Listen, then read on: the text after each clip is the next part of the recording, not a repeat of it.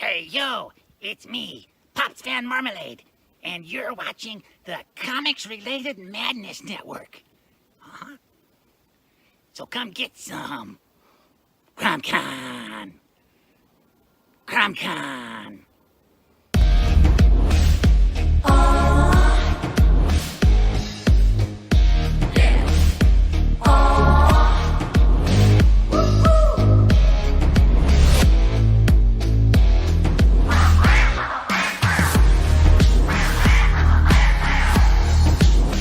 Your favorite podcast is Critical Blast.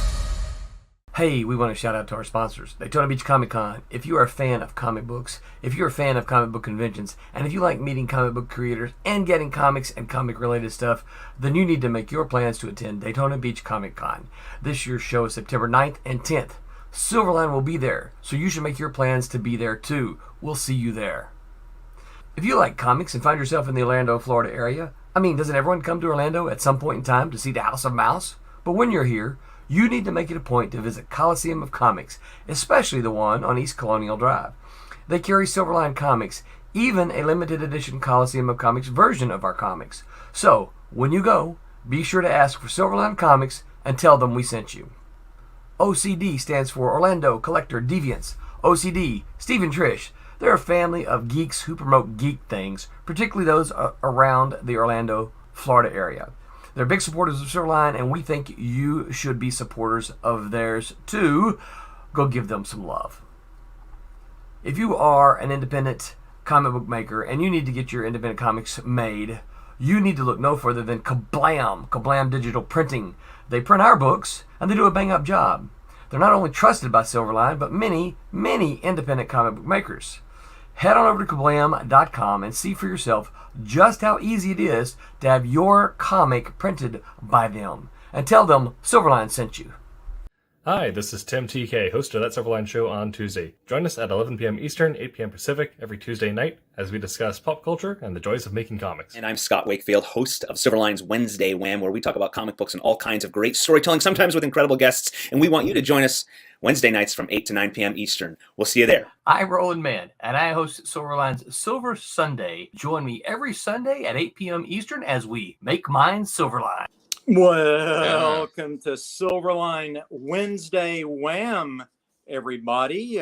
We've got a skeleton crew tonight for our special broadcast of this unique premiere episode that we're calling Wide Open Wednesday. What do you think about that, Aaron? Is that too strange?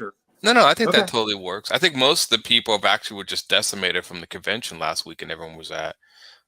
Just so people know how hard conventions are. People usually need a week to recover. It just decimates you. Oh yeah, man! I remember those days, and far be it from getting the con crud these days, right? Oh yeah, it has a whole different meaning than it used to, right? Oh yeah. Now there's a specific name for the con crud.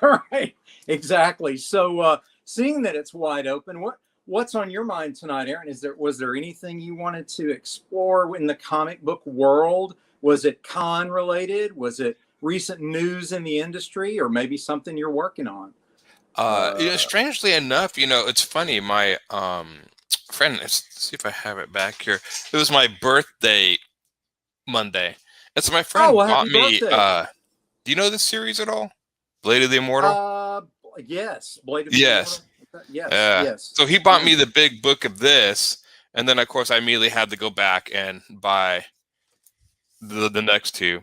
See what you do to your friends. You buy them the volume 1, and it's like, well, now I have to go buy the others. Now I have to go. That's right. Come on. Before we go deeper into this, I would be remiss if I didn't thank our sponsor, Daytona Beach Comic Convention, which of course is the convention that our esteemed colleagues recently attended. And reportedly had a blast. Have you debriefed with any of these folks? I watched the videos. They posted. Roland posted 2 videos showing the convention. It looked a lot of fun. They had half an island, so there were a lot of Silverliners there. That was pretty cool. I did see a photo, and it looked amazing. Like they had what we call prime real estate. The corner set up. So it literally was half. It was half an island. Yeah, so I think it was like 4 tables, and then it went like that with 4 tables, and I think it was something like that. Yeah, there's a lot of people there. That Silverline re-represented, definitely. Looked like a fun show. Yeah, it looked like it was in either a warehouse or maybe a hangar or something. I don't know. I was trying to figure out the building.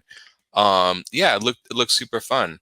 I got done with Rose City, not this last week and the weekend before. It was like the 12th and 12th through the 10th to the 12th of September. That was fun, and that's our biggest one around here. That's just below like Emerald City or maybe like a quarter the size of San Diego.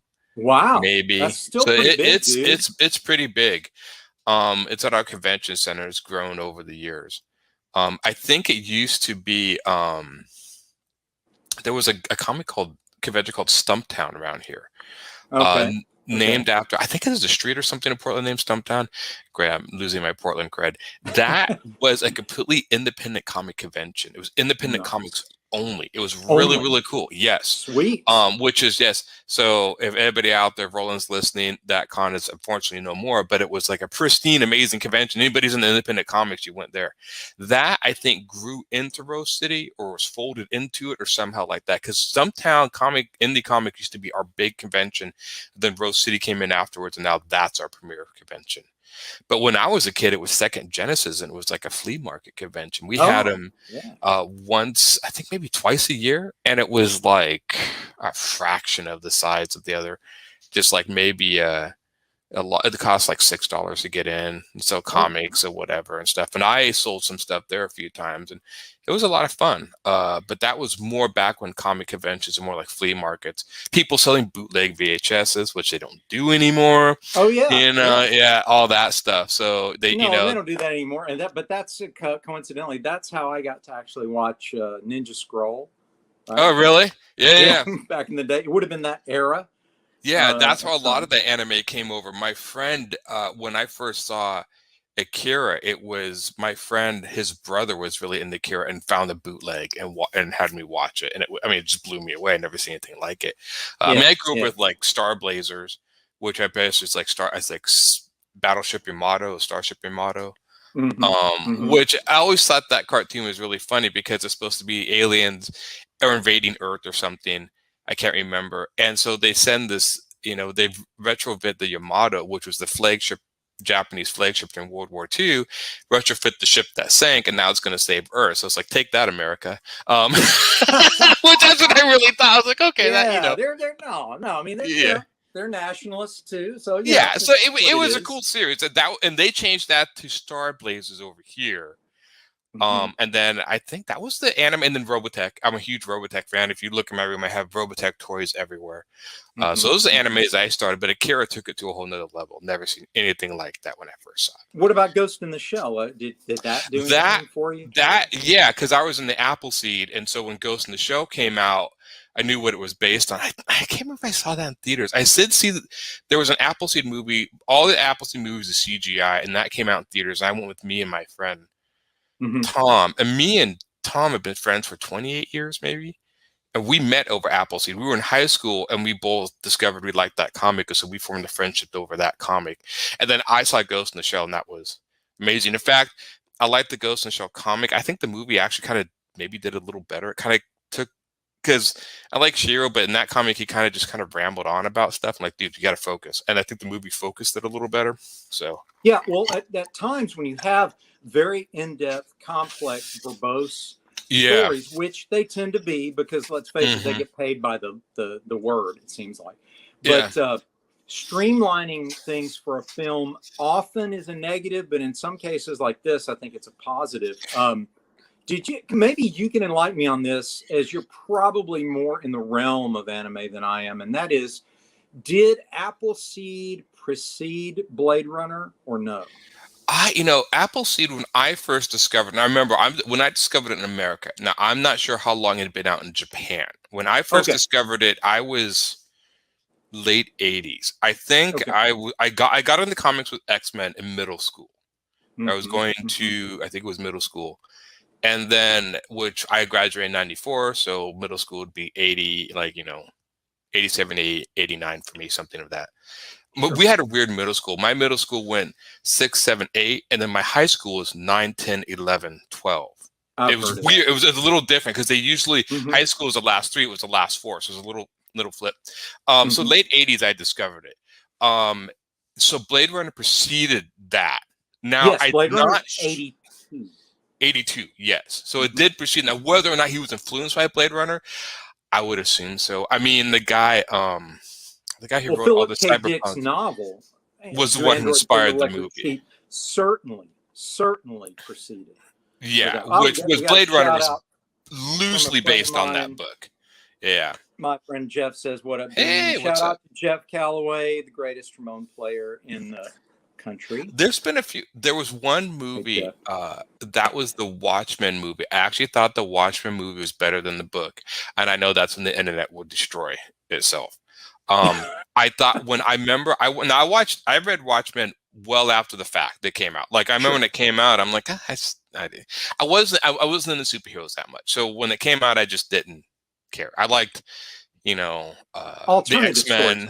Sure. Yeah, I sure. think one of the other books after I got into X-Men, the other superhero book was Elektra Lives Again, which is this big white book that Frank Miller did that was like painted. And so I was into like ninjas and sci-fi or whatever. Superheroes didn't do much. So when I read Watchmen, I read it well after the fact. Okay, let me read whatever this is. I think I read it from the library. And I remember when I got to the end and the big alien came down. And I'm going to give spoilers. And of course, if you guys haven't read it, then you're not in the comics. You know. If you haven't read Watchmen, get out of here. No. Yeah. I couldn't figure out what had happened because the page, like, there was and then there's this big alien leg, and I didn't know what had gone on. So it took me a while to figure out like what had happened.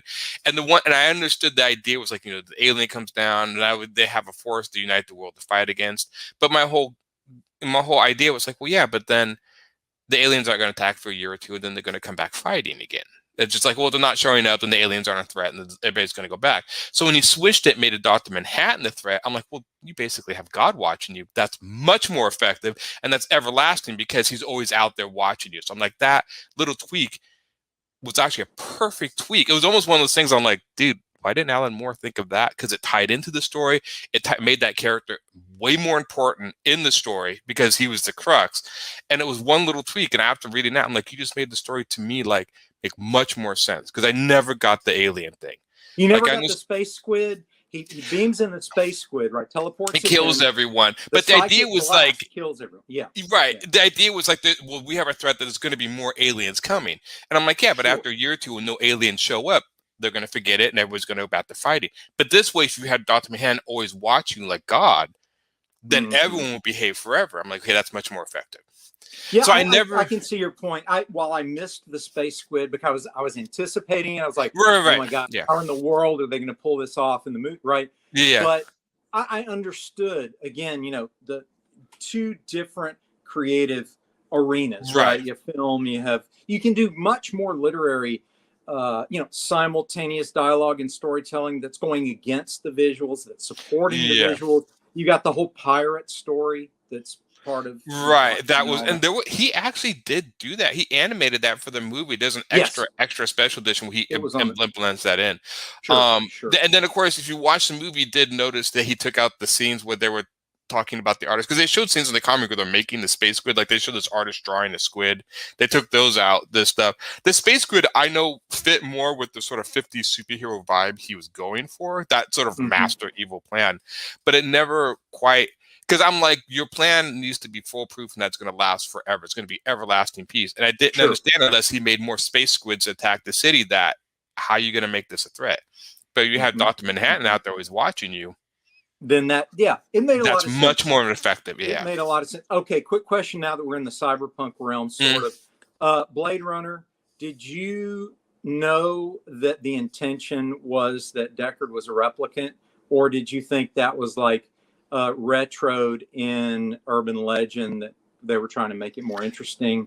Or did you think, no, Blade Runner's, that Deckard is an actual replicant? What did you think? They always hinted at it, because what I remember, the original ending to the movie, now I have the final cut. Now I can't remember if my DVD has. There was one they released like there's like 5 cuts to the movie.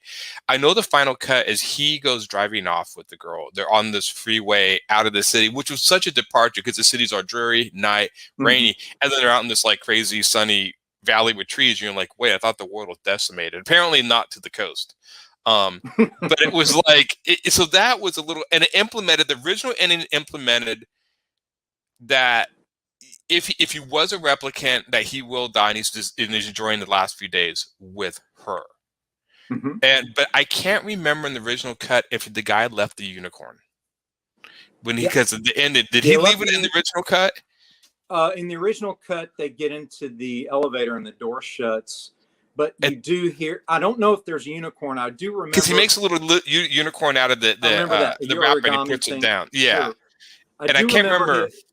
If Jeff, if you're out there, if you remember whether the unicorn's in the original cut or not, in terms of the origami, excuse me. Yeah. But the voiceover of the character that says, "You've done a man's job, sir," right?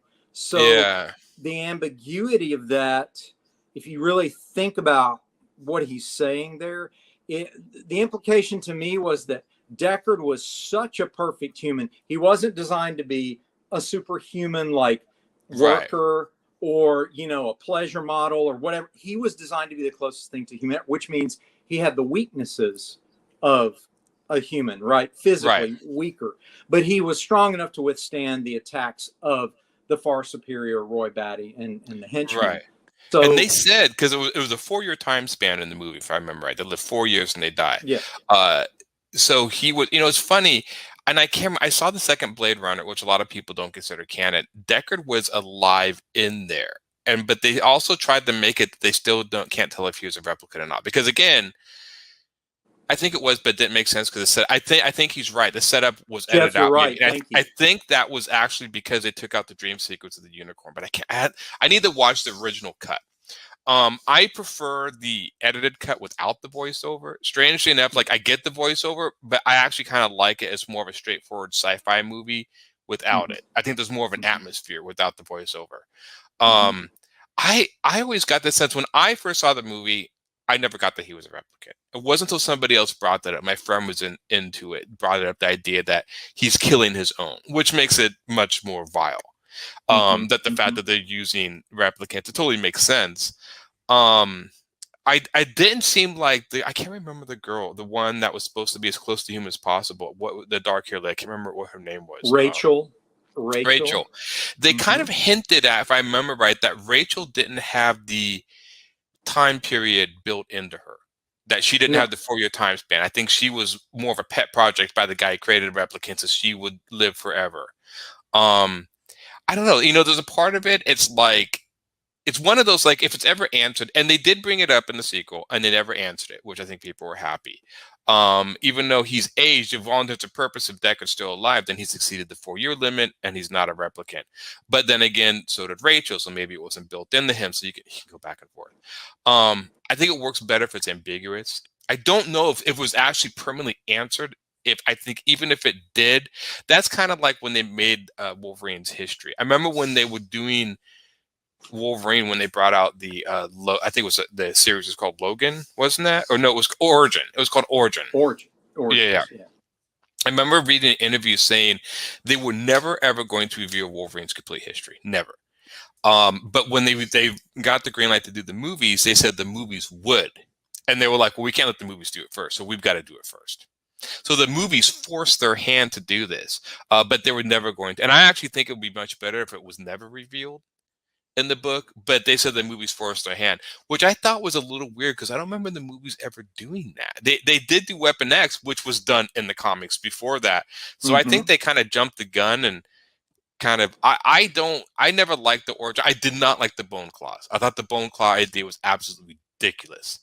I just thought that was stupid. I always liked the idea that they implanted these weapons as sort of a covert weapon that he would have, like that he could take anywhere. The Bone Claws, every time those come up in the comics, I'm just like, no, I hate it. I'm with you. I like the classic Wolverine to me, which is ideologically a a technical werewolf, right? Yeah. Where instead of a mystical curse, you have a mechanical curse, because he's Mhm. basically like the replicants. You know, he's Yeah. affected by government experiment, and then utilized by them really as a killer slave, really, Yeah. who To runs do off their bidding. Yeah. to do their bidding. And so I always liked that idea, made him a very tragic character. Mhm. Also liked Logan on his own better. It's weird, better than with Yeah. the X-Men. I liked him as a wandering samurai It character. that made much more sense. I always remember him when I first read it. I always remember him from the X-Men. The other thing they did is they augmented his healing ability way too much. Like, I think I remember one of the later comics, they got him down to a cell and he rebuilt himself from a cell. In the comics, I remember it was the Fall of the Mutant storyline. There was a scene, and that's why I first started reading X-Men, where he was shot. And he said in the comic, Wolverine was talking, he said, it usually takes me an hour to heal from a gunshot wound. Which I thought was, okay, so it's a limitation. So if he is shot multiple times, he could technically bleed out in an hour. So there's a little bit, okay, so he's invulnerable, he's not that invincible. Mhm. And then, of course, later on, they made it like he heals almost instantaneously. In the comics, it was never written. He actually had that, because he was hiding this rubble, letting it heal. So he could heal fast, but it was not instantaneous. And they've made him literally almost impenetrable. Like, he just cannot. I mean, I remember there was somebody said, like, yeah, he came from a cell and rebuilt himself. I'm like, okay, come on. That's, Nah, I don't know. come on. It's a little beyond. You're making him technically a god. But the healing factor was that there were limitations to it, which I like that. And there always needs to be limitations to powers. I Yes, always I think agree that's with that. important. That's a So, perfect segue too. And because of your background, you have comprehensive experience reading a lot of philosophy, which you and I yeah. like to talk about at times. And I've always wanted to ask you this question live, and share it Yeah. with our viewers and listeners. And that is, Aliens versus Predator. Who's the real villain and why? The real villain is the Predators, because in the comic, when they sit there, they host them, they breed them to be prey. That was always, but the Predator don't see it as that. They're sports hunters. So it's one of these that I think the aliens in that facsimile are the victims, and they're fighting back against. And of course, did you read the original comic, the Yes. original 4-issue? Okay. Yes. I thought there was really this one cool. One thing I thought was really cool is they gave the aliens full plated armor, because they were fighting aliens, so they had to protect from the acid. Also, they actually used shotguns. I remember one of them actually had like a shotgun with the heat, which I thought was such a cool idea. And then, of course, in the movies, it did away with all that. I'm like, oh, of course, whatever. But in the comic, it was like they actually augmented their gear and hunting style for the aliens, which I thought was cool. But then again, strange enough, I almost may say the real victims of that whole scenario would be the animals that they send, that get basically impregnated by the aliens to make the aliens they hunt. I mean, because they send them to these planets and then they impregnate the animals, Right, and then so right. that might be the actual victim in the whole thing. But the But Predators are here always, you go. You've touched on an excellent point, and that is that the Predators are the exploitative race here, right? Yeah. Because really, even in as much as I love those movies as horror movies for the first one, as an action movie for the second one, they are really natural animals that have been, you've stumbled upon them, and they're doing what natural predators do. They're going to defend their territory. They're going to eat to survive. And they're going to do what, wasps and spiders do. They're going to sting their hosts, sometimes lay eggs in the host, sometimes feed off the insides of the host, whatever. And people are like, oh, that's so gross. They're just monsters. They're evil. They're not really evil, though. They're kind of like great white sharks. They're not really. Yeah. They're just doing what they do, and you got in their way, dude. So, right. And that's always the ability. If the aliens, we've always associated that with if animals could speak or we could communicate with them, they are higher on the food chain of worth saving. This is why, like one guy, this was a Jack Handy thing, which I thought was funny, but actually kind of made a little bit of weird sense. He's like, if trees screamed, would you cut them down? And then he said, like, well, it was something like, it's like, well, maybe if they just sat around and screamed all the time, right? But it made, if we, this is like certain things react. This is why animals, like some people kind of animals, some don't. I mean, you would have, like, again, it's easier for people like, I completely admit this, much easier for me to eat meat because I'm not watching the slaughtering process and I'm not seeing where it comes from. So there was a disassociation with that. But yeah, for the most part, we usually, so since the aliens don't speak and don't really seem to talk to each other, they're evil because they're animals. They can't communicate. Now, if the aliens had a sophisticated, like, organization that was coming to planets and overtaking them, and it was like, we could talk and speak to each other, we might see them a little differently. We see animals as lower, and of course that comes, some religious ideas have that as animals are supposed to be subservient to men, and of course I'm always like, well, really, then jump in the water with the great white shark and see how that turns out.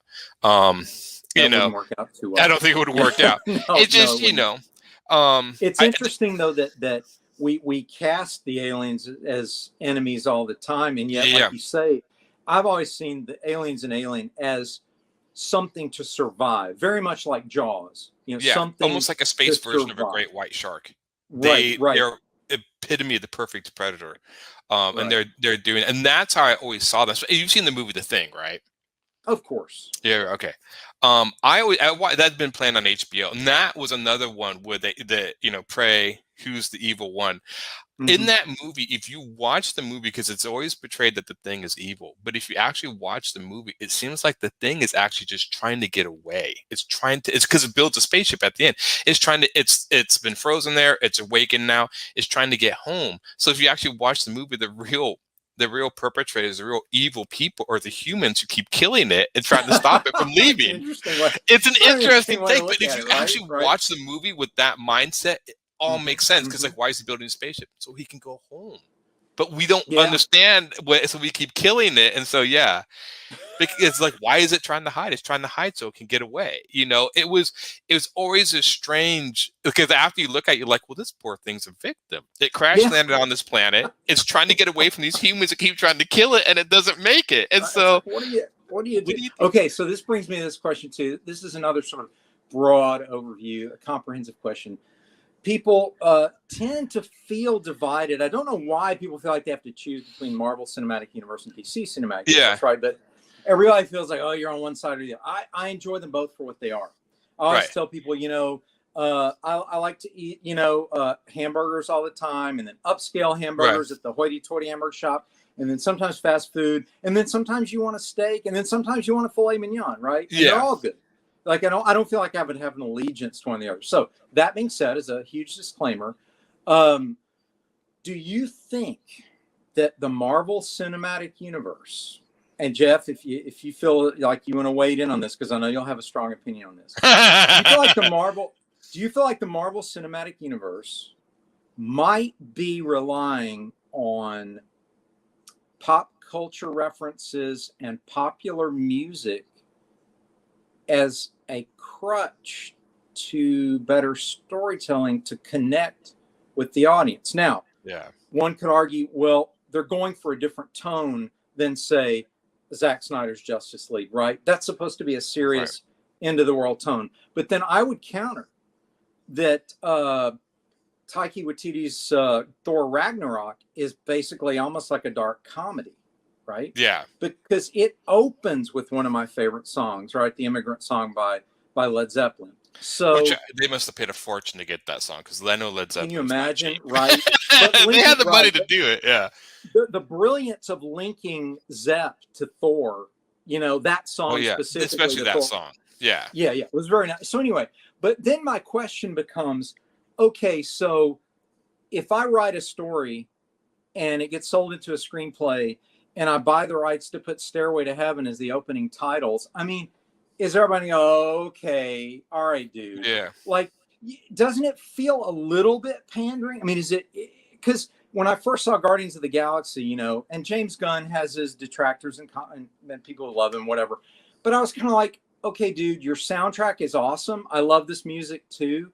But are you using it just to endear the audience to you? What would you have done if you just had incidental music for the background, right? Yeah. Was it intrinsic to the story. I'm just going to let you. I'm just throwing the question out there. I'm going to let you. So expound. this actual answer might go back a little ways to get up to the answer you want. Okay, So okay, so this has to do with the quote unquote hipster movement that I generally have seen develop out of Portland. Okay, so I had friends, and the best way, it took me a while to figure out the hipster move. I would have friends that everything was ironic or cheesy or goofy, but that was the joke, that was the funniness. So like I had a friend who would go in, I remember one day he's like, we went into Portland and went to a record store and bought a bunch of 80s records because it was cheesy and ironic and it was this goofy thing to do, right? Got it. Yeah. But it's a form of also mocking it a little bit because you're mocking the fact that it's old, it's outdated, it's no longer in vogue. So let's go do these things that are no longer in vogue and kind of make them, not try to make them cool, but almost like laugh at them. So I'm a big fan of Family Ties, the show Family Ties, right? Most of my friends, that show's a little too outdated, too cheesy for them, too outdated. I watch it and like it. They watch and be like, this is just, it's too cheesy. It's too, so they would almost kind of make fun of it because of the cheesiness factor. It's like watching old 70s shows and making fun of the bell bottoms, right? Sure. Okay. So we get up, because when I was young, if you like comics or whatever, you were a nerd or whatever, you were making fun same of. here. So the best way I thought, because when you look at the early Marvel, Disney movies, they were more serious, less that comedic tone. That came more and more into it as the hipsters got a hold of this. And it was almost in a way, a lot of the modern Marvel movies is a way of like, it almost is a way when they sell it to me, it's like Disney's almost saying like, we know this is stupid, we know this is cheesy, we know this is goofy, so we're going to sell it to you with a little tongue-in-cheek humor to go along with it. That really started with Joss Whedon's Avengers. And then that got super popular. It was like, oh, this is good. And then it's just taken off. This is why you see little chibi cute versions of Marvel superheroes or whatever. If you actually, this is why when I tell people when they watch the Marvel cinematic movies, like, these are the stories you read. And I'm like, no, these are not the stories we read, because they are a form of almost mocking themselves within the context of the story. Everything's a joke. Nothing's taken seriously, right? This is, and Marvel continuously undercuts. It's like, so basically undercuts, like I remember when Ragnarok fell at the end, and it's like this, their entire city is being destroyed. It's a poetic moment. And then you have some alien crack a joke about, well, if the support's good, and that I'm like, okay, so am I supposed to feel sad about this? Because as far in the content of the movie, every time anything dramatic happens, you cut it with this stupid joke. And the reason to me is that it goes back to that hipster thing. Well, yeah, because we know it's stupid and ironic. Anything we try to do serious has to be cut with this stupid joke because it's cheesy and ironic. This, in my head, I know what I'm talking, and I hope that it makes sense or whatever. It's sort of this feeling. And Disney and Marvel have like just basically put the hammer down and done everything. So to me, when I watch the Marvel movies, instead of being like fun and like the comics, it's way these hipsters going like, yeah, we took your cheesy, stupid stuff you were into and we made it cool with all the stuff we're into. Right. And it's okay, that's not what we're into. And they're basically selling people this Marvel universe that was not the Marvel universe we read. It is to a degree, but it is not. Like when they made Ultron, like this quippy guy makes all these jokes. Like Ultron was like the Terminator. He was like the devil incarnate. No, we can't do that. It's got to be goofy and stupid and make stupid jokes. I'm like, okay. Right. I'm like, if you're not going to take the source material seriously, why should I? I'm gonna interject here. So, our viewer Jeff Calloway says, Gunn used music for unerring storytelling compared to original Suicide Squad. Eye-rolling pedantic music scores, and then he follows that up with, Gunn has the ear of a DJ, not an ad exec. Well, that's a good point. My question was more, does it take the viewer out of the fantasy universe? Oh yeah. I'll give you an example. To me, it's a taste thing. Some people like it. Some people respond to it, and that's totally cool. Some people, like me, it takes me out of the story. I'll give you an example. The example would be, I feel like if today's Marvel Cinematic Universe made Lord of the Rings, right? Yeah. There would be a moment when Gandalf looks at the Balrog and goes, I think I just peed my robe. Okay. Yeah. So again, pop culture reference, right? Makes everybody laugh. Oh, that's so cool. You just kind of mocked the fact that he's a wizard and he's got, Yeah. It's like, okay, that's one way to do it, but it also completely then pulls you're out of Middle Earth all of a sudden. And there was a joke put in by Peter Jackson about never toss a dwarf. Remember that? Yeah. At the bridge of Khazad-dûm, right? I got the reason why he did that, because at the time there was dwarf tossing and jokes about it, and it was part of the urban lexicon, et cetera, et cetera. However, again, that pulled me out of the moment of the bridge of Khazad-dûm, right? There we are. Right. We're at a very critical moment in Fellowship of the Ring. We are in the environment that created Dungeons and Dragons, right? Exactly. An entire franchise world. And you're going to do a joke to undercut the drama. Now, some people go, well, it's good, Dean, because if you do that, it releases the tension and keeps the drama from being overly dramatic and looking stupid and silly. I understand that. And that's the way a lot of the early James Bond movies got away with doing a lot of violence. Right. Bond would throw a quip out. He'd shoot somebody in the heart with a spear gun and then go, I think he got the point.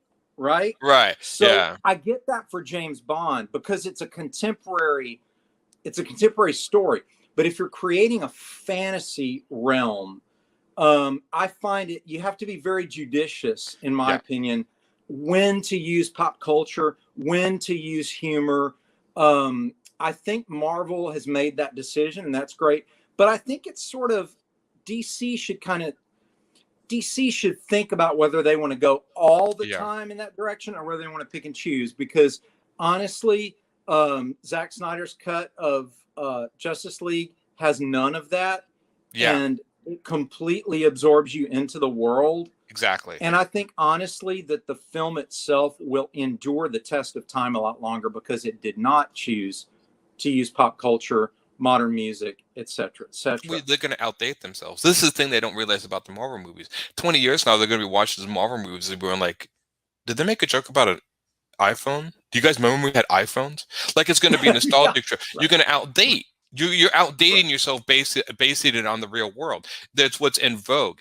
And I do think Lord of the Rings, when it cuts that, especially with Lord of the Rings, you were saying, if you're making this world, why would these characters, you kind of have to keep them in there once you break them out of that world. And I think they try to do it. This is a Hollywood thing. They want it, the idea is to sell as many tickets as possible. Sure. So the best way to sell many tickets as possible is dumb it down or, and relate it to people's everyday lives. And it's like, well, yeah, okay, yeah. So like they get a joke or like, like they're watching a movie that's a little weird and then, oh, well, yeah, I got that joke. So they're not just getting like sci-fi fans away. I mean, superheroes, they wanted to get non-comic book readers. How do you do that? Relate it to people go through every day, It's like, okay, yeah, I get it. But to me personally as a comic book reader, I'm like, yeah, but that's not why I came to see the movie. I came to see the movie to escape into that world. Right. So again, what you're enlightening for us is that this is mostly about appealing to the widest audience possible. And you and I are more concerned. It's a good thing we're in independent comics and we don't have huge budgets, depending on what we decide that are not screaming at us over the phone. Like, you can't do that. Kids don't like the color yellow, dude. Yeah. Or something like that. Yeah. Wear yellow, So luckily the thing is when it becomes a machine just to make money, right? Then you start to compromise the content. Now, what I've always said in these discussions is, why does it have to be a binary choice? Why can't it make money and be awesome, right? Yeah. So here's an example. I don't think Star Wars has a contemporary reference, no contemporary music connection to it. It was its own thing. The music is 19th century romantic idiom, right? Completely out of touch with the time that the film was made, because everything is synthesizers and disco and all that. Yeah, music. Right.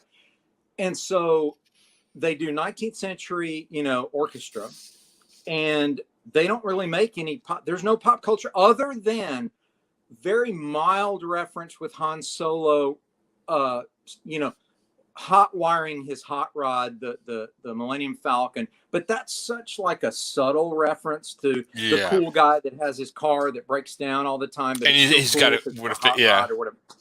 So that's like the only. But everything else is true to that world, and I really don't remember any sort of dependency on trying to make it a 70s thing. Now, granted, there were unintentional subliminal 70s influences in it, the hairstyles being the most obvious, right? But other than that, Star Wars stands the test of time, I think, because it is its own world. And people loved it because it was its own world. And I think you're right. I think ultimately one has to make that choice. Do you go for sort of the easy route? Hey, dude, let's find out what the most popular song is and put it in our soundtrack. Or do you go for, we're going to stay true to the content of this material like Justice League does? It's just the content of the material. I can't think of a pop culture reference there. Not that I remember. Maybe Aquaman's attitude is a little, heavy metal surfer, but that kind of fits what Jason Momoa is doing with them. So it works. And I think this also comes with the strange enough with the advent of the internet. I know movies have gotten much more expensive to make. Same thing with video games. So the one thing, because me and my friend Tom have talked about this with movies a lot back when, because it seemed like movies, the blockbuster idea exploded late 70s. I mean, Jaws was supposed to be the first blockbuster idea. They were making these movies in a relative vacuum. People who were making the movies kind of knew what was cool, but there was no way to measure what was like the coolest thing. Like the internet, you can kind of measure trends. You can see trends. You can see things popular. It's very, very easy to do. Back then, these people were just making movies because they wanted to. And I think a lot of times they were coming out of a Hollywood where they were like, they almost like the ad execs haven't really come down. They still saw movies as a form of art. Like, oh, you got a cool story? We'll make a movie, tell a cool story. Right. Yeah, sure. Nowadays, with so much money pumped into these movies, they're going to do everything they can to make sure they get that money back. And so they're going to dumb it down and make as many pop culture references as possible to draw those crowds in. This goes to me like the sort of internet, the idea of like ads everywhere. And it's not like they didn't do ads in the old movies. You watch old movies, you see like a Coke can with the Coke or whatever. Oh, yeah. But it seems like, you'll sit there and see internet jokes that like a joke is trending on the internet. That'll be in the movie. The reference, pop culture here and there, video games, movies, where they reference. It used to be just they'd reference video games in general. Now they're reference specific Nintendo things or comic book things. That to me is just to make sure they appeal to the broadest audience to get their money back. What it does, like you said, is instead of telling a coherent story, the story starts to feel like a mishmash of all these little pieces, telling a story, and then all these little pieces giving the old wink, wink to you. And that's why when I tell people, if you can, like I actually told, as I think I was talking to my friend Tom or whatever, you can sit there and remember the plot almost verbatim of Raiders of the Lost Ark. Pretty easy. You remember. Yes. Do you remember the exact plot of the Avengers movie? Yes. How much? Well, okay, wait. It gets a little confusing, doesn't it? You're talking about the first one. The first Avengers. Do you remember the generally how that went? Yeah. See how it gets a little confusing. Really. Yeah. And this is what I talk about. When people don't kid yourself, they always want to make they're always gonna want to make money. And I'm not saying they didn't in the old days. There was a different way. They wanted to make the sort of spectacle.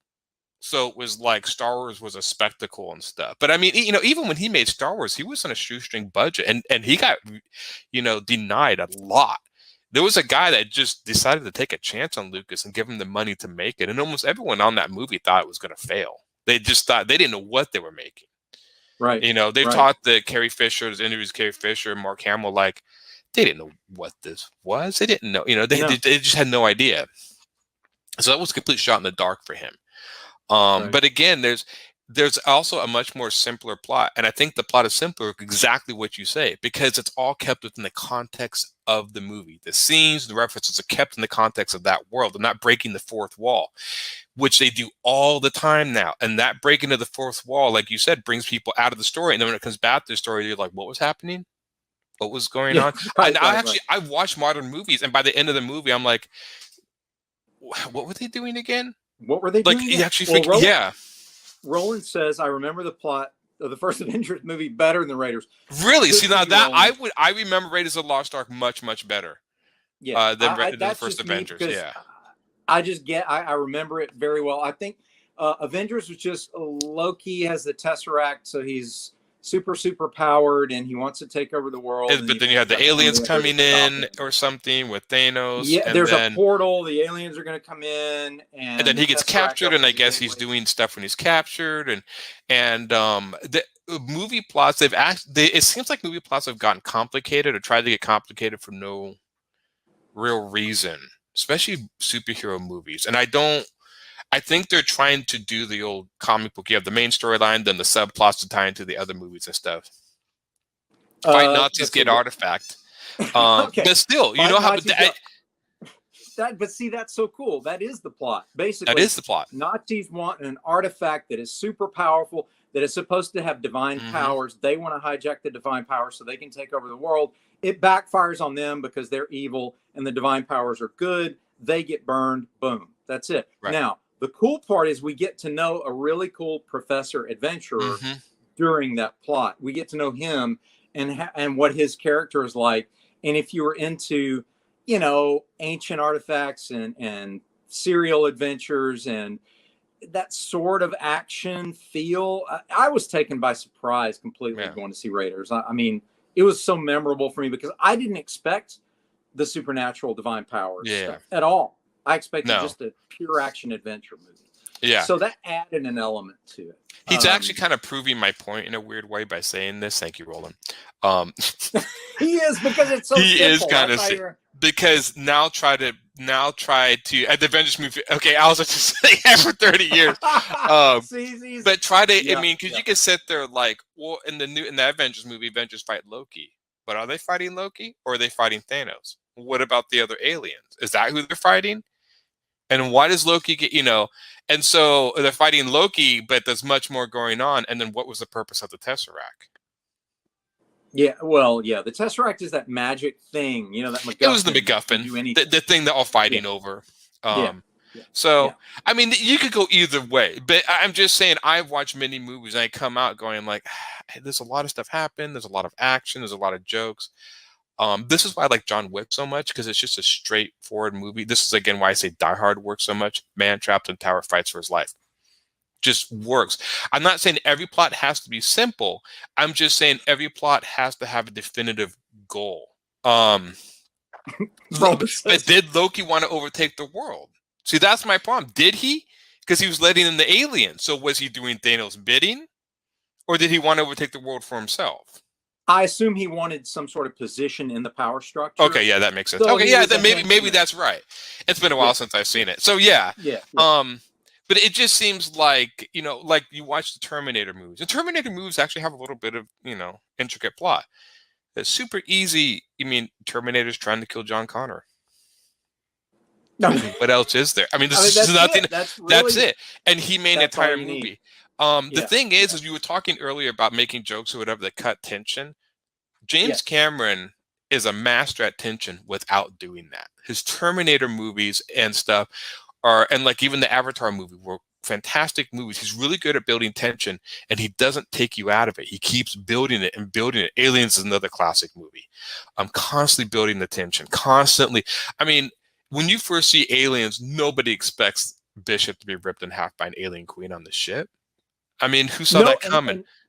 And to play off of what you're saying, the humor in Aliens is excellent because he's not winking and looking at the audience, right? When Hudson's like, "Man, game over, man, game over, man." It's a reference to what's going on. And it's like, can that shit, Hudson. So the point is, in that movie, the humor comes from real fear from the people. And so again, you're never taken out. They never start playing like the Jaws theme in the middle of the movie, right? They never do anything stupid like, "Man, I think I just shit my pants." No one does anything stupid. They act the way they would really act under that level of stress, right? Exactly. And you can see this guy completely losing his mind. Yeah. Right. You can see him losing also reacts to Newt, the little girl that they find marooned on the station, right? And that's how they try to calm him down, right? And so I think the quote is somewhere, I'm paraphrasing here. I think Sigourney Weaver's character says this little girl survived so many months by herself, and Hudson says, "Why don't we put her in charge?" I know. Man? He's just losing it. He's funny, but again, it doesn't take you out of the world. It's part of the and the reason why it's happening is because of the situation that is happening. He's losing it because of what's happening. And so it's one of these things that I think, yeah, it's just great. Yeah, and I'm just using modern movies. I'm not picking on Avengers movies. God knows there's been many movies I have seen recently that are not Avengers movies, Marvel movies that are very overcomplicated in plots, to the point where it's almost like the movie doesn't start out with this. I think one of the reasons, and I could be wrong, is there's so many writers. Movies used to be written by one writer, and every time you see a movie, it's written by like 3 different people, and they're not editors. They're writers rewriting it. And so like, that's why a lot of people, you get plot lines that go nowhere, dead end. I've heard because somebody will start out a story and then somebody rewrite it and then forget about that plot line he was doing, but keep it in. And so it just gets lost. But I've seen this, and I don't really necessarily understand why they tried to complicate so many more I'll tell you why. stories. They don't intentionally do it. Again, ultimately, their focus is so much on bottom line, which again, Roland's correct. It always was. But in today's marketplace, they're so focused on the bottom line, they believe a lie. The lie that they believe is that good creative storytelling can be calculated. Okay. And that's why one of my team's mottos is creativity beyond calculation. There's an element of, call it magic, call it intuition, call it creative inspiration, whatever you want to quantify, whatever you want to label it. There is an element of random mystery and magic to a creation. You cannot calculate whether it's not a mathematical theorem that can be calculated. As much as advertising executives, as much as movie moguls want to say, well, I can tell you, you know, our marketing team is so good. Our bean counters are so good. We can tell you that if we put this actor, use this music, use it. Well, you're going to get some of that back, but it's not going to be an over the top like an auteur is going to do. Like you mentioned James Cameron, right? Yeah. I'll give you a more modern one. Zack Snyder. Okay. Oh yeah, I love Zack Snyder. Often divisive creator. He is a perfect throwback auteur to the style of, and I'm not making an equivalency here, but to the style of Orson Welles, right? Stanley Kubrick. Those guys that were like, look, you guys shut up and write the checks. Let me write it and direct it, and you'll make money. Just shut up and write the checks. Quentin Tarantino is another classic example of this. Yeah. You don't know how to do this. I know how to do this, right? Exactly. And that was back when they would let a guy do that. Now, they won't even allow that. Now, they laugh you out of the room. Be like, no, we're going to get our highly paid screenwriters to all sit down in a room, and, you know, teamwork is better. And, you know, no, teamwork is not better with creative endeavors. Sorry, guys, it's not. Creative vision is better. The more singular the creative vision, very often, the more unique and startling and inspiring material it will become. Now, I'm not saying that collaborations don't work well. Look at Lennon and McCartney, right? Yeah. And look at some of the Marvel movies. Some of them are more successful than others. But I would submit Favreau's Iron Man is still one of the strongest in the Marvel Cinematic Universe is stable. Why? Because there wasn't a lot of money running on that, because it wasn't the MCU yet, right? It was just starting. They didn't know what they were doing. So Favreau goes in and he goes, okay, look, this is going to rely heavily on RDJ's personality, because nobody knows or cares who Tony Stark really is. Exactly. No name. This is a 3rd-tier book in the Marvel stable. Nobody knows anything about it. I'm going to go in and I'm going to perfectly balance action adventure with some humor, but I'm going to let RDJ be RDJ. And the magic of that worked. And it's because because they trusted Favreau. They're doing the same thing with Mandalorian. They're trusting him with Mandalorian. Yeah. And look, he's hitting another home run. Does it work every time? No. My friend Jeff knows. I mean, it doesn't work every time. Yeah. Right? Sometimes you trust a guy with a vision, it goes down the garbage chute. But that's the risk of good creativity. I would submit to you that the most satisfying creative endeavors are not by committee. Yeah. They're by the vision of a singular creator or a minimal group of creators, maybe a partnership and so on. But the more cooks you get in the kitchen to sort of calculate, oh, it's going to be cool. The kids are going to love this because we're going to throw this in and we're going to throw that in. Yeah, you might do okay, but is it going to be something really quality that lasts the test of time? No. Yeah. That's why. And again, look at here's a reference for you. Apocalypse Now, right? Oh yeah. Producers were going to kill him for taking all that time on that, right? Oh, yeah, he took forever on that. It was like, how many years did he take to do it was that? over budget. It was a train wreck. But because of the content matching the struggle of making the film, and just it was a perfect storm of misadventure, right? That translated into the storytelling, because the story was about the chaos and the fog of war. So the chaos and the fog of making that movie bled into the content, and it turns out to be this classic. Now, did it make huge amounts of money for the studio?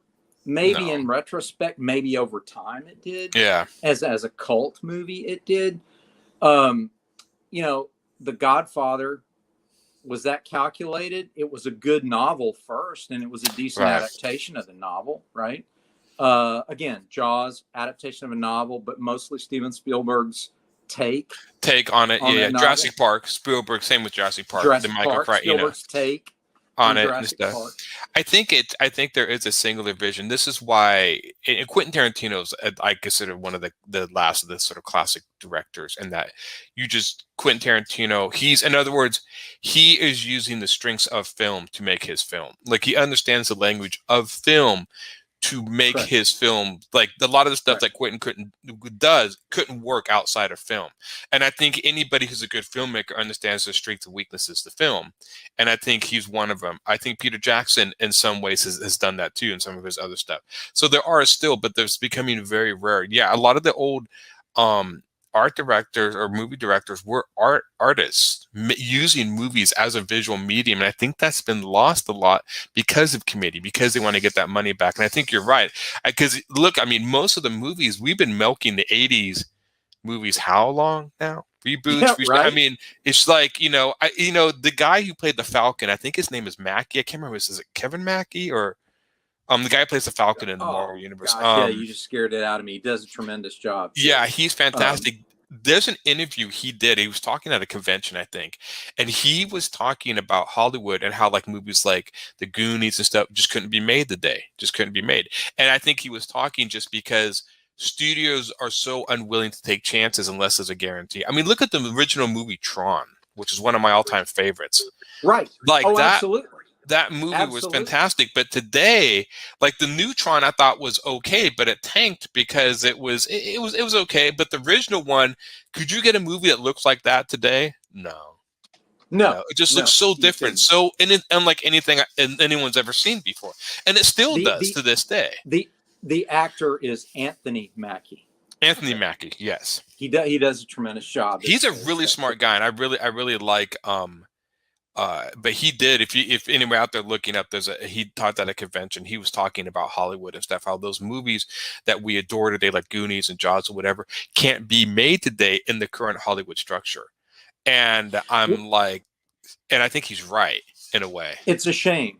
It really is a shame, because what we lost was that auteur view. I'll give you some examples, and when you start listing them, you start realizing, like you said, how much modern movie makers and modern storytellers depend on this decade of time. I'll grab a decade from 75 to 85. Here we go. Godfather Part 2, Jaws, Star Wars. I'll include Empire and Return of the Jedi with that. Alien, Blade Runner, Indiana Jones, Rambo, First Blood and Rambo, Terminator. All right, those franchises alone, just right there, billions and billions of dollars still being milked today.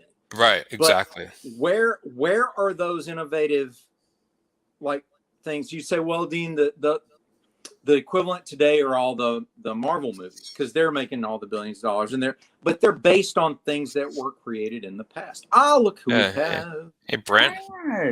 Brent, welcome. Welcome to Wednesday Wham's Wide Open Wednesday subject, which means you can talk about anything you want to talk about. We've just been ragging Hollywood for the past hour. What's going on with you, my friend? What's happening? Well, it's a wide open Wednesday Wham. It is indeed. Wacky. What's going on? Not a lot. It looks kind of like some people were out sick today or something. Yeah. The con. Yeah, I think we had birthday celebrations and previous commitments and so on. So we're missing a lot of the usual suspects. But we were talking about, and you could speak to this in a unique perspective because of your experience here. We were talking about the fact that it's been said that movies that launched billion-dollar franchises, and we quoted some of them being Jaws, Star Wars, Rambo, Indiana Jones, Alien, Predator. I think I was doing there. Yeah. Yes. It's been said that couldn't be done today because of how the structure of Hollywood works, how there has to be a guarantee of return on ROI, return on investment, and so on.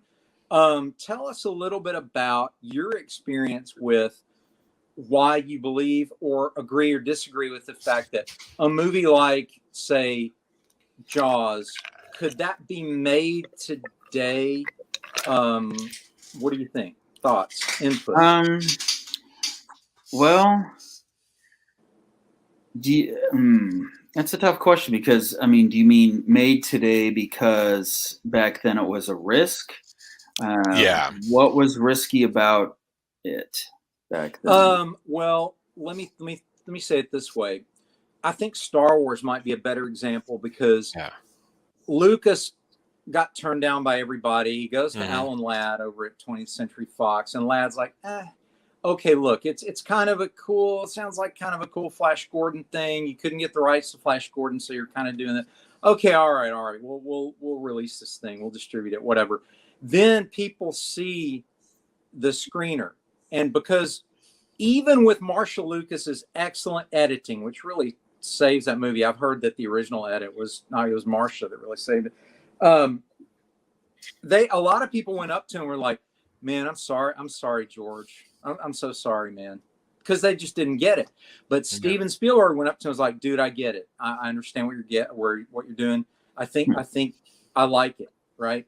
And then nobody thought it was going to be anything other than sort of a B movie. And then it became, the Star Wars we know today.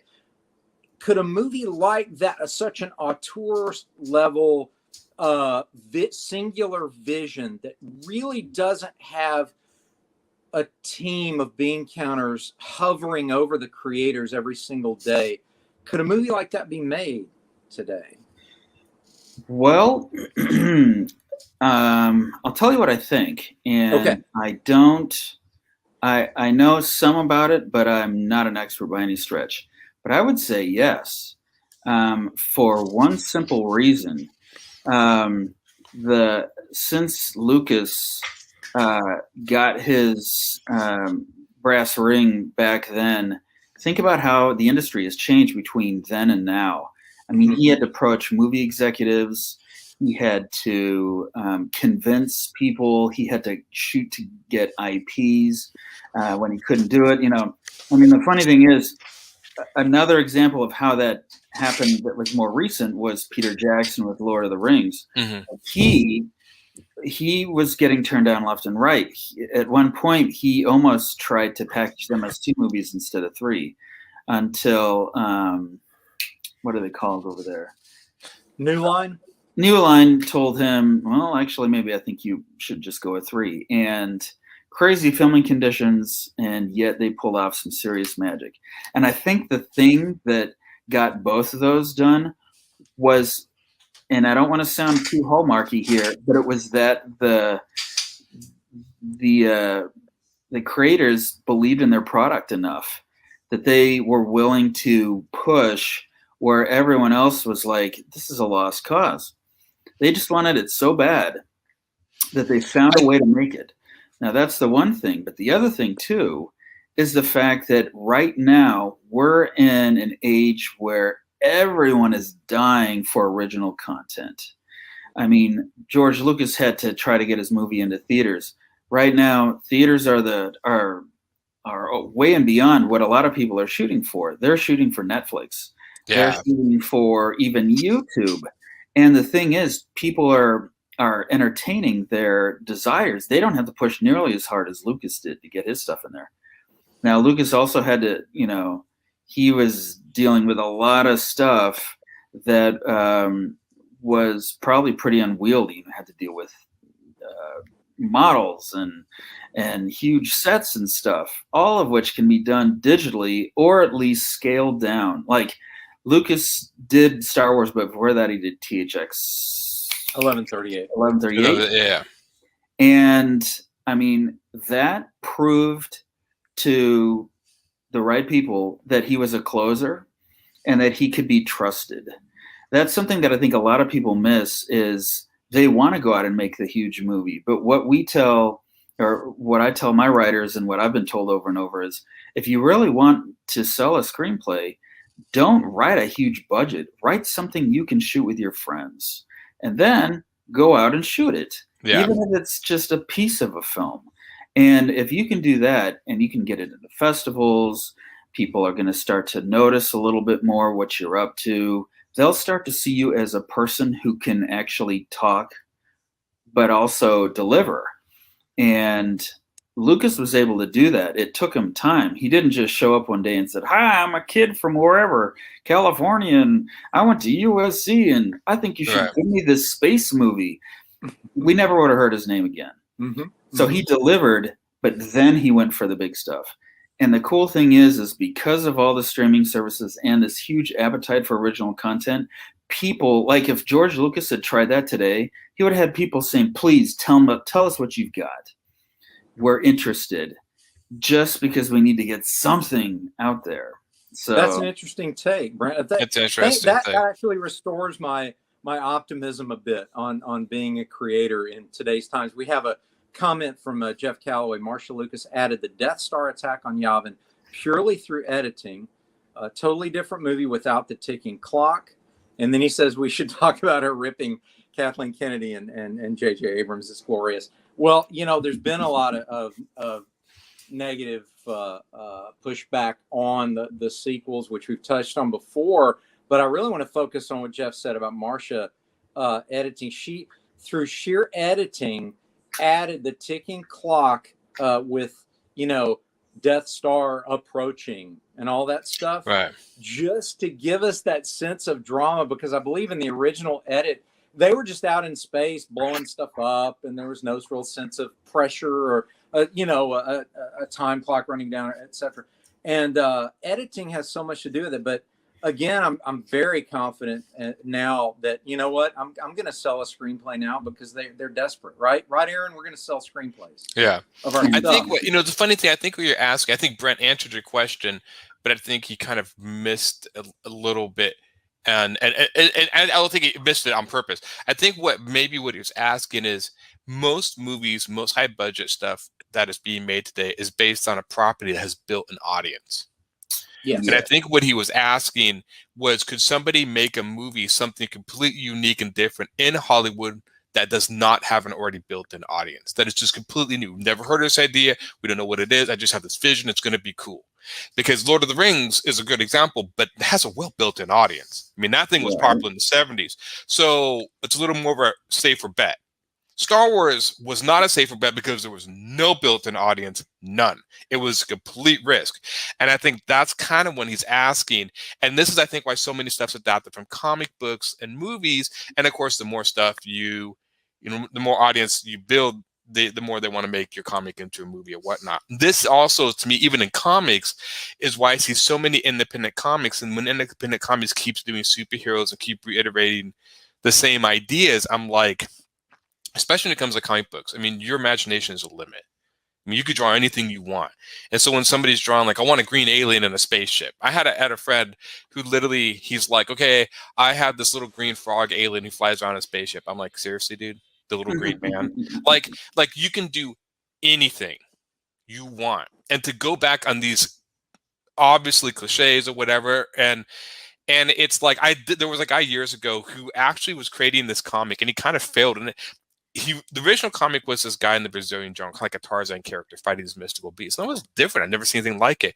He's like, that's not selling. He's like, superheroes sell. That's what you need to do. Superheroes sell. So he quit that comic and he did the superhero comic, and it failed in the first issue because it had been done before. He had something going, even though it wasn't getting a lot of attention. At least it was different if it found its audience. He did the superhero stuff. Like, why isn't it taken off? Everyone loves superheroes.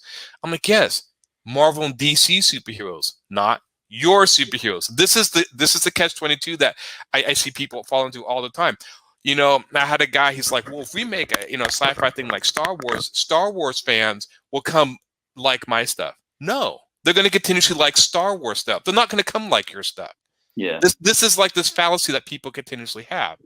And so in movies, take that to the extreme when it's much more budget, and I see a lot less things being made with the budget. This is why you have so many remakes. But the crowd just wants to, yeah, exactly. There's the new tunes, they want the familiar hits. Exactly, same thing. So in movies, you compound this with money and stuff, and almost everything I come out has had a built-in audience somewhere. It always has, either video games, comics, or whatever. Rarely is there any new. The only new movie that came out of nowhere, no built-in audience, should be The Matrix. And what was that? 2000? 99. 99. Beyond that, what have you seen? Christopher Nolan has been able to do his own unique movies, but he had to prove himself with like Batman and stuff. Mm-hmm. Yeah. So that's, I think, what he was asking, and that I think is a much more harder argument. That would Hollywood, like, could I come up to Hollywood with like My Comic Godly and say this would be amazing, it'd be awesome? Do you have an audience? There's a few people know about it. They get out of here. They wouldn't even look at it. Well, but the surprising thing is, and this again, there's some hope here. Yeah. It's almost like you're if the person would say, "I want to create my own stuff." Yeah. Is there an audience? The answer, I almost feel like, is the same as it was back then, which is, I'll bet you there is. Yes. But you're going to have to find it. That is the hardest part, because if you think about it, there are actually some pretty big stuffing, like the Tomorrow War with Chris Pratt on Amazon Prime. I don't think that was based on a property. I mean, it was really it's just not based on a property. There's a book called a book series called The Forever War that's basically the same premise. So it's been around. The idea's been around many, many times. Right. And I don't really know the story behind how that movie got made, but there are studios that are making things that don't have an audience that are new. But you can bet that those filmmakers didn't just show up and say, hey, we have this really cool concept for this war that you fight in the future with people from today. And hey, Amazon, why don't you just give us a ton of money? Amazon would immediately then say, what have you already done? And if you had not a resume, but a reel, or even not a reel, if you had a body of work that built up to that, then that would, Amazon would take your calls probably. Yeah. In fact, they may be making calls to you. So yeah, I definitely think so. Even with Mike Gollings is definitely unique. Now, it's not as unique as European comics, because I love European comics. But man, some of the storytelling, I don't know what's going on. It looks super pretty, but I can't figure it out. And that's just different in storytelling. But yeah, Mike Gollings. What? I'm sorry. I was just going to interject because it segues into what you were saying. A lot of publishers today, you try to, if you were trying to get work with the mainstream publishers, the standard answer nowadays really is, build your own audience with your own material, and we'll think about it, right? But then you think, well, if I'm going to work that hard to build my audience, why would I come back to you? Then why would I come back to play with your toys when I just created my own toys that I can benefit from? So this is why I tell people all the time. It's almost like they're saying no thanks. It's like, okay, that's totally cool. I mean, that it's almost a blessing in a way, because then it forces you to really create your own universes, your own characters. And I wanted to also speak to Aaron. You were saying that there's always been this challenge. I remember being in art school, and I would do a traditional painting or traditional drawing. Right. And the hipster crowd always go, it's been done before. right? Yeah, And so I was like, okay, but no, I haven't done it, right? So this exactly. is my take on, an Arthurian scene or something classic like that. But still, everyone turned their nose up at it. Many did, not everyone. Many turned their nose about it. It's like, and they were the ones doing the, decoupage or, hey, we're gonna polyurethane excrement on canvas, and that's just so cutting edge and da da da. So then it becomes about politics, right? And so that's not Yeah. even a thing. So what you have to do really is it is about the content, but it's also about your unique interpretation of the content. Yes. So you could do spandex superheroes Yeah. if you're doing them in your own unique way, and no one's quite done them like that before. I think storyline, perfect. I think what comes down to the first thing, especially with comic books, the first thing you notice is visuals. Yes. So you need to, I think, in a way, develop a unique spin, either the visually how your art looks or how they look. There is a comic called, and I think it's called Copra, Copra, by Image. Okay. It's a superhero comic. It wasn't my thing per se, but it was very, very unique looking in the way it was drawn, and the superheroes and their powers are very unique, very different. I read like the first 2 volumes and it just didn't grab me as much, but it's actually really popular. That is good. Like, that's a perfect example of taking superhero spandex, and man, does this look different. It looks just different. And it's done by Image, so there is room for it. But I see a lot of people who, my superhero and it's drawn like Jack Kirby and it's got the same costume or whatever. Well, people will see that and be like, oh, well, that's the same thing I've always read. And you can have the most unique story possible. In fact, I know a gentleman who's writing, he told me his whole superhero story. I'm like, this sounds really cool and unique. But all his superheroes look like the classic sort of 70s, 80s superheroes, and they got the muscles and they're drawn the same. I'm like, yeah, but no one's going to know that unique story, because when they're going to see the veneer, they're going to be like, yeah, I've been there, done that. So if you're going to have a unique story, you got to have at least have that visual hook to get people, well, this looks different, whatever. My Godlings is that way. I mean, there's people Very stop much so. by and just be like, what is all this? Who's this blue dude? With, I mean, what? And that could backfire on me because it's too weird, or it can hook people because I'm that way. I'm the person, if I see something unique, I'm picking it up. Or I see like regular superheroes, I'm like, no, I don't care. Even it could be the most unique story, totally grab me. But if I see it, it looks the same, I'm walking by. But it looks something different. Yeah. You're saying you're a visual snob, Aaron. If it's visually not cool enough and hip enough, you're going to walk away. I think it's not so much visual hip enough. It's just visually different. Something I've never seen, like that Cobra. I chuck out that Cobra because I've never seen anything like this. Turned out storytelling wasn't my thing, but visually, and I still think visually it's cool, and some of the powers are really cool. I just think so. I think there has to be there's a visual hook to get people into the story hook. And that's real hard to do. And of course books have it much harder because you've got the cover to draw them in to read this thing. You can't look through a book and be like, hey, the word does in there. I've never seen that before. Yeah, exactly. So it's a little harder. Comics are a little easier. It is harder. Comics we've got a little easier because you got visual story, you can flip through and be like, wow, I've never seen this. Yeah. And it doesn't work. Some people want the same old. And I'm not saying there are some superhero people like, oh, that's the superheroes I used to read, I want that. So I'm not saying at all, but it seems like this is why I think anime is kind of their edge on us, because people have talked so much about animation is overtaking the American comic. Even though the anime generally looks the same, there are weird visual hooks. Like I saw one where this guy has a chainsaw coming out of his head. Like what? Like you got to stop by and check out like what is this, right?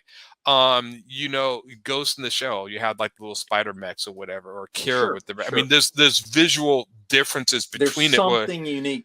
World building or whatever, even though they're all kind of drawn with the big eyes and stuff. American comics sometimes kind of falter a little bit on that. Not all the time, but sometimes. And I think there's tropes and everything. I'm not going to sit there and argue it's not tropes. And you read enough manga, there's tons of manga tropes. Like American tropes. But I do think the one thing I do think is kind of hurting comics a little bit on the internet is the continuous talk of Marvel and DC. Like even when I listen to people talk about comics, it's always like, let's talk about Marvel and DC. And what they're not doing is they're not doing a service that Marvel and DC are actually still, even though they're big, they are shrinking. There was much, even with Image and other, there was many more titles and much more. But every time people watch comics, all they hear is right, Marvel and DC, Marvel and DC, Marvel. Any show on YouTube is always talking about Marvel and DC. They never mention like, oh yeah, I read Grendel. They're making a TV show out of Grendel, right? I mean, Grendel, like even Saga is this huge selling book. I hardly hear anyone talk about Saga online. So how is that getting its attention, right? Walking Dead TV show, so they got that, right? Judge Dredd, there's still so many people don't even know who Judge Dredd is, right? I'm just like, okay, really? I mean, when the movie Dredd came out, you mean the Stallone movie? Yeah, okay. Europe weeps because you don't even know their basic superhero. And, you know, but it's still, yeah. I know what you're saying, but here's some good news. I was talking to an organizer for a Memphis show, and we were he hadn't heard about Silverline, about us and what we're doing. Yeah. And so I was breaking it down for him, and I said, look, here's what we're about. We're basically an independent company. We do PG-13 stuff. There's no porn, but there's also no politics. This is straight up action adventure escapism for the most part. We've got themes here, whether it's philosophical cosmic like yours, or whether it's action thriller spy like what Brent does, or whether it's like what I'm doing, action adventure. We've got a little bit of everything, but our focus is the storytelling, the characters, the content, and those of us who are trying to push ourselves to do more unique visuals from an artistic point of view. It's all there, and he was intrigued. Man, he was excited. He's like, man, I hadn't heard of Silverline. I'm like, dude, you got to go check out our website. You got to listen to our podcasts. We are doing what Image was doing in the early 90s. I mean, we're doing that. That's what we're doing. We are. And our newer titles, I think, are actually pushing the envelope. Steam Patriots is something you never see. We have Twilight Grims. We have the horror stuff in Twilight Grim, Fire Rush. I'm actually looking at the background now. Trumps is this cool sci-fi element. I mean, like this sort of Game of Thrones sci-fi element. And even Divinity, even though she has powers, is not superhero at all. It's more of a So there's a lot of stuff. And I think coming out that we are really doing unique things. And I think we have superheroes in there, but it's a very small part of it. And there's many more unique things. I think that's going to be to our benefit, hopefully going forward. I don't know. I do remember. And, it's funny. I talked to my friend, and I'll bring this up and see if you guys think about this. All right. Do you remember when Lady Death came out, Evil Ernie? Yes. Okay. Yeah. He kind of created maybe a horror universe, this sort of universe based around the horror genre. And I can't remember if his own company or not, but I've often wondered if somebody made a comic book company that basically created a sci-fi universe. They kind of did this. The fantasy universe is kind of done a little bit with CrossGen, which was done a long time ago. Yeah. But sometimes instead of having a company do so many diverse titles, which is most comic book companies, do you think they could be more successful if they did company only made horror comics or sci-fi comics or fantasy comics and actually built a connective like Marvel Universe around that? Like he kind of did that with Lady Death, Evil Ernie, and all of them were connected in a universe. Sure. And I thought about that, especially with fantasy. I mean, if you can connect and make your own fantasy world, like a Marvel Universe, I can see people in the fantasy totally getting into that. We talked about that. Yeah. We talked about that in previous broadcasts and so on. I think it's only a positive thing. I think if you limit yourself out of the gate and say all these things have to connect, you may be putting yourself in a bit of a box. Right. And make it boring after a while. Yeah, but I think we've got if you just trust your instincts, all of us, and do what we love. I think that with all these brilliant minds in this company, we could easily mesh the universes together, even if it was with portals and time travel. Oh, this was not a rip on Silverline or any of that. I was just curious if people have thought about making it more, because strange enough, there's been movie companies that do nothing but horror movies. I always thought that was unique. I'm like, oh, okay, that's interesting. And it's like targeted audience. I mean, we make horror movies, horror fans. Come see it. So I wondered if that would work for comics and other things, but I don't know if people not buying as many comics and books nowadays, if that would actually be a hindrance than a positive. Like I can see that maybe working for horror movies, but if you made like a whole company, like we do nothing but horror books, maybe not a lot of horror fans read books as much as see horror movies. So I don't know. So there's always, it depends on the medium you're promoting that into. It depends on the medium. Yeah. And I think to your point, you would have to have quite a comprehensive state. I mean, you have to have a lot of titles. Yeah, Like you yeah. just had 3 or 4, you know, Yeah. because some people might like supernatural horror, some people like paranormal, some people like slasher, some people like Exactly. mystery thriller. Like Hitchcock is a type of horror, but it's not the Yeah. same as Lovecraft, and it's not the same as It's like you Jason know, or Freddy or sci-fi whatever. horror. Yeah. Right. Yeah. So I don't know. It's just an So you have to have interesting idea. a nice range. Right. Exactly.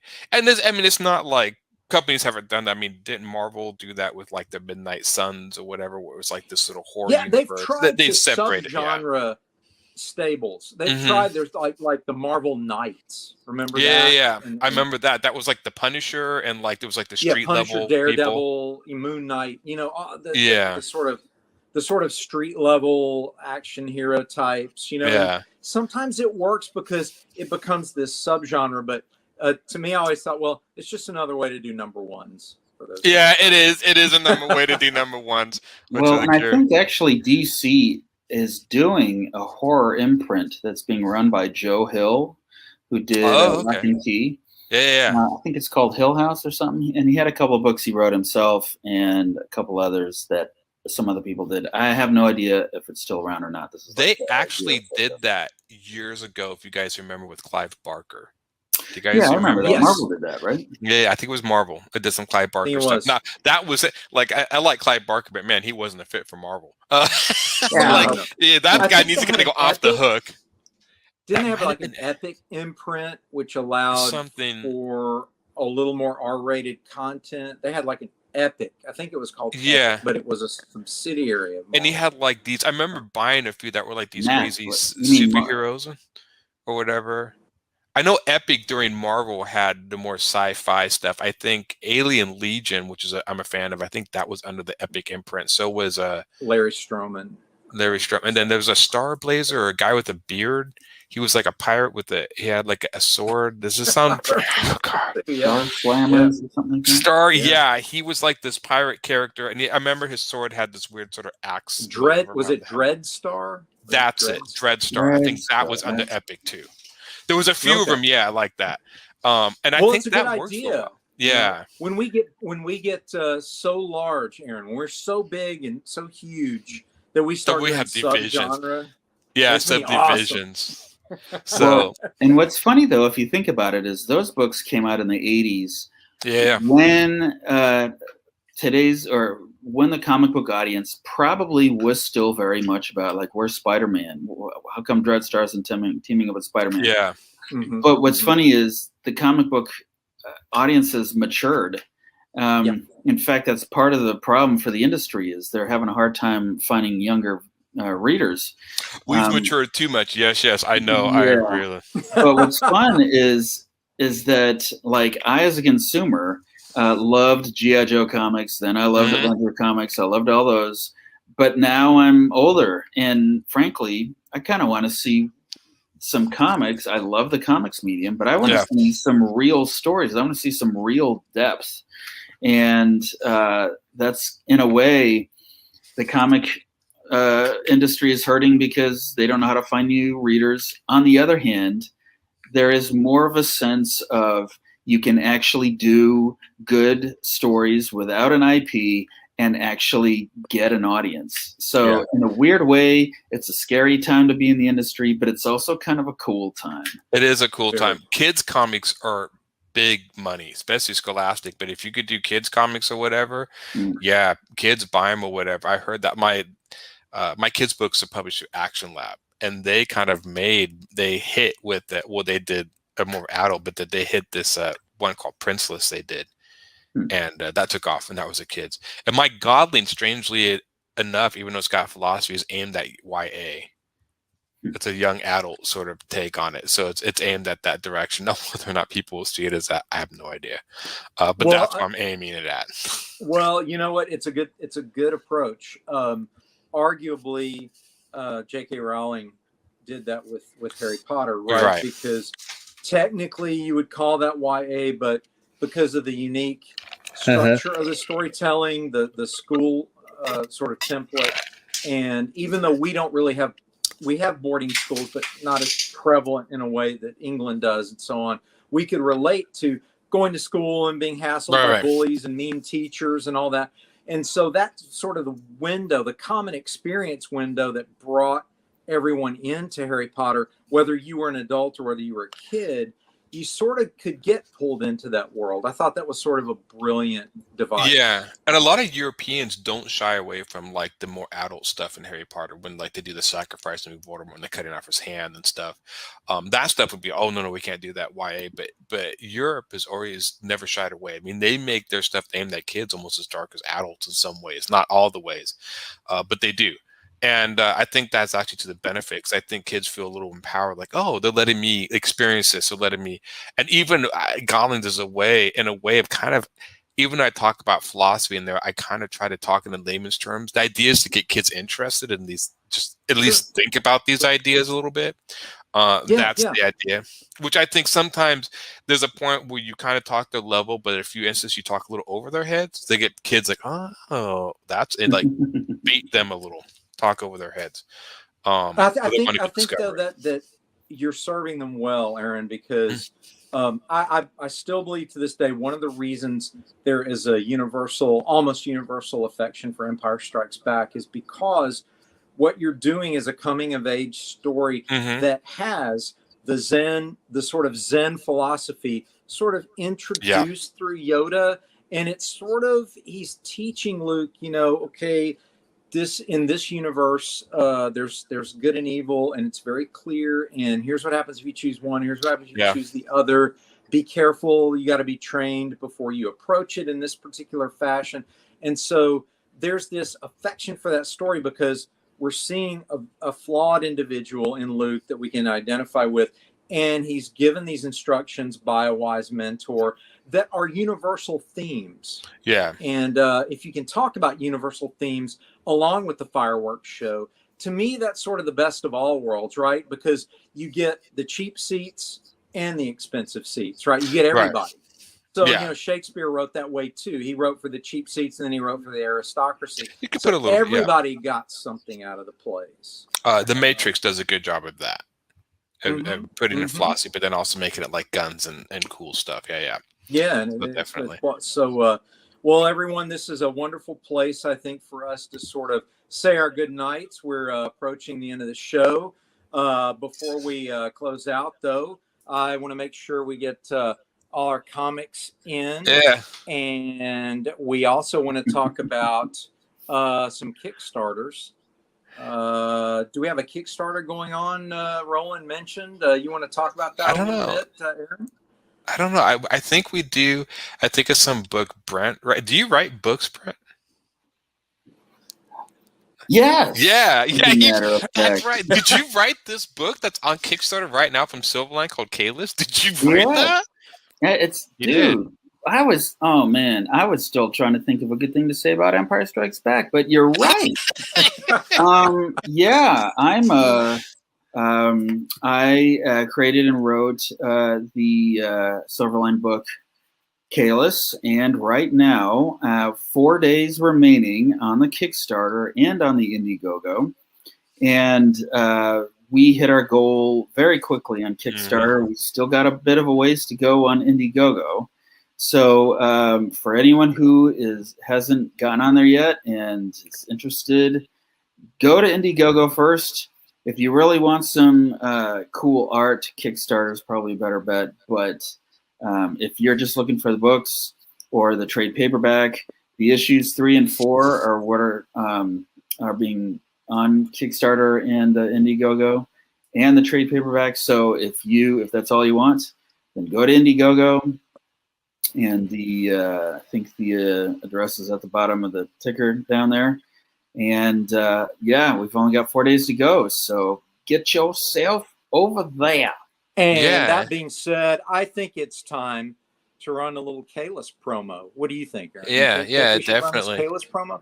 Let's run a Kalis promo, everybody. Hi, welcome to the crowdfunder for Kalis. I'm Roland Mann, and I run Silverline, the genre-spanning independent comic and graphic novel publishing company. And I'm here to tell you about Kalis. So come with me, let me tell you the story.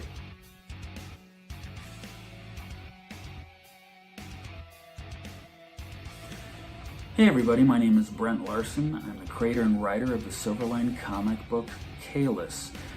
We very successfully launched issues 1 and 2 in the last couple of years.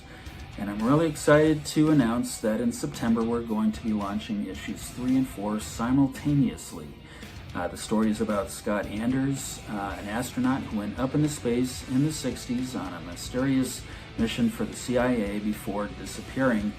But he has reemerged today, seemingly not having aged and also a little bit invulnerable. In this story, in issues 3 and 4, you'll learn more about where he came from, why does he want to go back, who's the group that's trying to keep him here on Earth, and also what the word Kalis actually means. I'm sorry it took me so long. Some of you are thinking, hey man, that's a really long time to wait around for a comic book story to wrap up, to which I say, I totally agree, which is why we're also going to be launching a trade paperback that has all 4 issues in it. I hope you enjoy this story, and I know you'll enjoy Louis and Leandro's art. As always, it is gorgeous. I love it. So thank you again for your interest and for your support, and I hope you enjoy it. Thanks. Science fiction, action, super stuff. You're going to want to check it out because you love that kind of stuff. You know you do. If you're new to Silverline, I got information I got to tell you. We've run 11 Kickstarters and successfully printed, shipped, and fulfilled all 11 of them. In fact, we're only like 2 weeks away from fulfilling our 12th one. So we know how to do this. We know how to make comic books. We know how to print them. We know how to ship them. In this day and age of unfulfilled crowdfunders, both on Indiegogo and on Kickstarter, I need to let you know that. You guys need to know that your pledge is secure with us because we're going to get you the content. Now, we hope you like the stuff, but we're going to get it to you. So please consider backing Kalis because you're going to get some cool stuff. And if you can't back, please consider sharing it. If you like comics, put this into the hands of folks that you know who like comics. We love comics. We love making comics. And we love you reading the comics that we make. And remember to make mine Silverline. And we're back. I have no idea who that guy was talking online. Never seen him before. Isn't it great to have Roland talk about your book, and then you get on and talk about your book, and you look like you're that close to falling asleep, and then Roland gets back on, and he's really excited and just saves the whole thing. So I want to clone Roland and bring him on my convention. People are like, what's your book about? Well, and I just like bring Roland out of the thing. Let him tell you. Bring your laptop to the con and be like, you want to know about my book? And just like open the boom, here you go. That would engage be Roland we protocol. appreciate. I know, engage Roland. Yeah, I always sound like, what's my book about? I'm like, stuff, things, whatever. Just buy it and read it. I don't know. Read it. I don't know. Really You're gonna cool. like it, whatever. That being said, folks, we enjoyed the broadcast tonight. Everybody, Aaron, thank you. Brent, thank you for joining it tonight. Yeah. And as we always like to close out our shows, we want to say, make mine Silverline. Good night, everybody. Good night, everybody.